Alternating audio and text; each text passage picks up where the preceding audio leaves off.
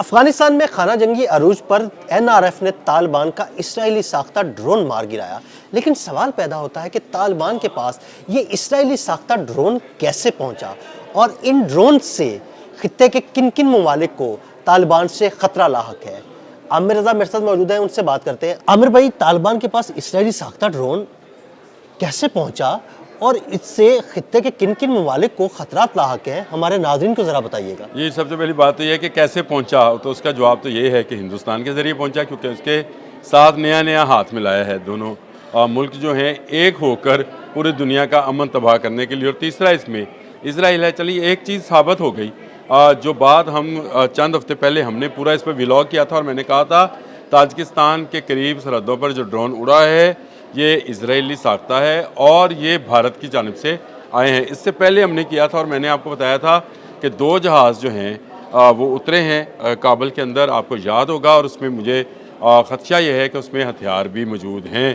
گو وہ ادویات اور اناج کا کہہ کر اتارے گئے ہیں، لیکن اب ثابت ہوا کہ وہ ڈرونز ہیں۔ یہ جو پنجشیر میں ڈرونز گرایا گیا ہے اس کے بارے میں بتاتا ہوں، لیکن سب سے پہلے آپ ذرا اپنے آپ کو جنگ مئی پہ لے جائیں۔ مارکہ حق کے دوران بھی اسرائیلی ڈرونز حروف اور ہیرون، 2 ڈرونز، 2 قسم کے ڈرونز ہیں، یہ اڑائے گئے اور ان کو لاہور میں اور پنڈی میں اور مختلف جگہوں پر جو ہے ان کو پہنچایا گیا۔ گو کہ ہم نے ان کو بھٹکا بھی لیا اور تباہ بھی کر دیا، لیکن تمام ممالک کے پاس ایسی ذہانت اور ایسی ٹیکنالوجی نہیں اور ایسا جگرا اور ایسا جذبہ نہیں ہوتا ہے۔ اب یہ ڈرونز جو تھے دوبارہ طالبان کو دیے گئے، تو آپ کا دوسرا سوال یہ ہے کہ کن ممالک کے لیے خطرہ ہے؟ تمام ان ممالک کے لیے خطرہ ہے جو اسرائیل کے خلاف ہیں۔ یہ بات ذہن میں رکھیے، اسرائیل مخالف کون سے ممالک ہیں؟ اگر آپ کو غزہ جنگ یاد ہے اور آپ نے غزہ جنگ کے دوران صرف ایک ایسی سپر پاور ہے جس نے کھل کر اسرائیل کے خلاف بات کی تھی، رشیا، اور دوسری وہ پاور جس نے اسرائیل کے ساتھ باقاعدہ جنگ کی، ایران، بالکل، تیسری وہ پاور جس نے بھارتی ایئر بیس کو جو ہے خالی کرایا، تاجکستان۔ دیکھیں ڈرونز کا استعمال کہاں کیا ہے؟ ڈرون کا استعمال صرف اس میں موجود گولہ بارود کے لیے نہیں، لیے اس کے اندر جو سرویلنس کے ایکوپمنٹس ہیں، جو اس کے اندر فٹنگ کی گئی ہے کیمراز کی اور ریڈارز کی، وہ آپ کو 24 آور جو ہے وہ معلومات اور ڈیٹا فراہم کر رہے ہوتے ہیں۔ میں نے 2 دن پہلے آپ کے ساتھ ایک ویلاگ کیا تھا پنجشیر میں این آر ایف کی کارروائیوں کے اوپر، اور میں نے آپ کو بتایا تھا کہ ایک تنگ گھاٹی ہے، کابل کے نزدیک یہ وادی ہے، ایک تنگ گھاٹی ہے جو گزر کر پنجشیر کی وادی میں داخل ہوتی ہے، اور اس پر کیونکہ این آر ایف یعنی نیشنل ریزسٹنس فرنٹ کا قبضہ ہے، اس لیے طالبان جو ہیں جب بھی حملہ آور ہوتے ہیں ان کو مار پڑتی ہے۔ تو ان کا خیال یہ تھا کہ شاید یہ ڈرونز کے ذریعے وہاں کی سرویلنس بھی کریں گے اور وہاں پر موجود این آر ایف کی چوکیوں اور فوجیوں کو تباہ و برباد بھی کریں گے، لیکن ان کو شاید اندازہ نہیں تھا کہ کچھ قوتیں جو ہیں ان سے آگے کا سوچتی ہیں، اسی لیے ان ڈرونز کو گرائے جانے کا جو تجربہ ہے وہ یہاں پر بھی کر لیا گیا، اور ایسی اینٹی ڈرونز گنز جو ہیں وہ این آر ایف کے پاس موجود ہیں۔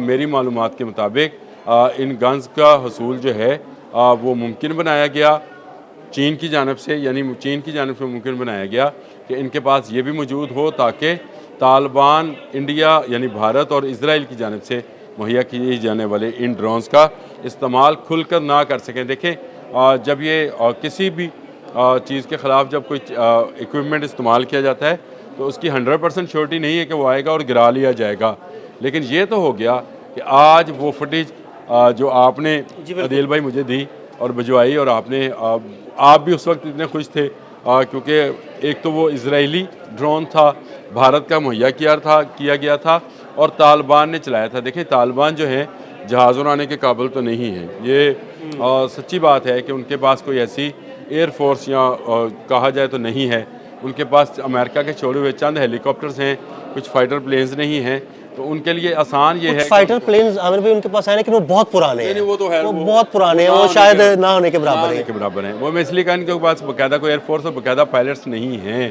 ان کی کمرشل فلائٹس کے لیے پائلٹس کم ہیں، تو وہ باقی کی بات تو چھوڑ دیں آپ۔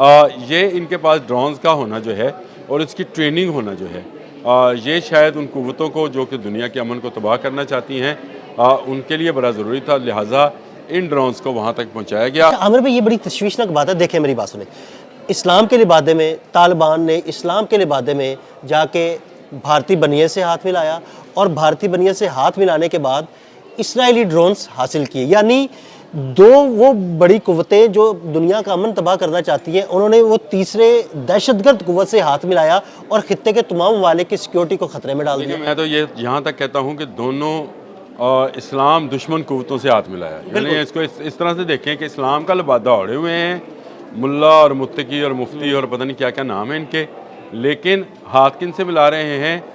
بھارت سے, اور انڈائریکٹلی یعنی ڈائریکٹلی آپ انڈائریکٹلی کہہ لیں کہ یہ اسرائیل سے ہاتھ ملایا. اچھا اب ایک بات اور دیکھیں, اسلام کا لبادہ اسلام دشمن قوتوں سے ہاتھ ملایا اور ارد گرد کے علاقے یا ارد گرد کے ملک کون سے ہیں؟ پاکستان اسلامی ملک, ایران اسلامی ملک, تاجکستان اسلامی ملک, ازبکستان اسلامی ملک, ترکمانستان اسلامی ملک.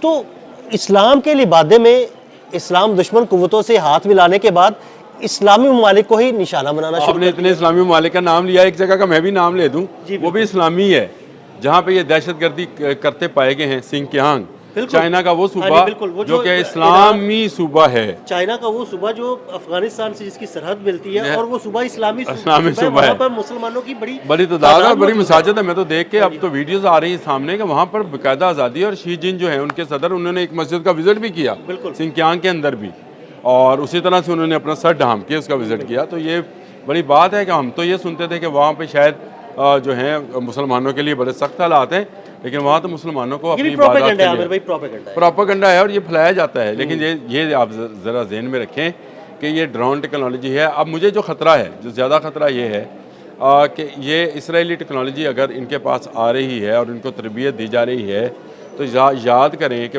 بگرام ایئر بیس کے اندر ڈرونز موجود ہیں اور ان کے اندر ان کا کنٹرول اینڈ کمانڈ سسٹم موجود ہے. میں اس کا بارہا ذکر کر چکا ہوں کہ یہ وہ ٹیکنالوجی ہے جو ابھی تک طالبان کے وہم و گمان میں بھی نہیں ہے. نہ اس کو چائنا کے لیے کھولا گیا, نہ طالبان نے اپنے لیے کھولا, بلکہ الٹا امریکہ اس کے کھلنے پر جو ہے دھمکیاں لگا رہا ہے.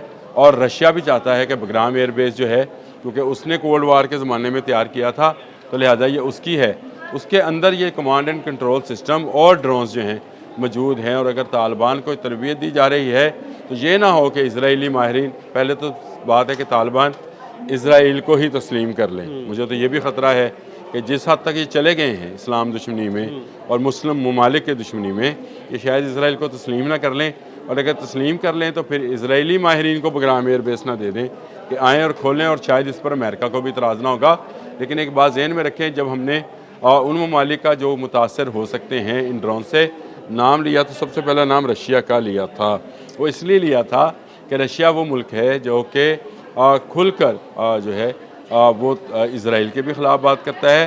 اور بگرام ایئر بیس کے حوالے سے ڈونلڈ ٹرمپ کا جو بیان آیا تھا اس پر بھی جو سب سے پہلا بیان تھا وہ رشیا کا تھا کہ جناب یہ آپ کی نہیں ہماری ایئر بیس تھی, اور آپ نے اس کو اگر ڈیولپ کیا ہے تو اپنی چیزیں اٹھا کر لے جائیں. یعنی اب یہ خطرہ جو ہے مزید بڑھے گا. لیکن ایک بات ذہن میں رکھیں کہ اللہ تعالیٰ نے ایسی کوئی بیماری پیدا نہیں کی جس کا علاج پیدا نہیں کیا. تو میں یہ NRF جو ہے یہ ایک اتحاد ہے جو کہ طالبان کے خلاف اٹھ کھڑا ہوا ہے.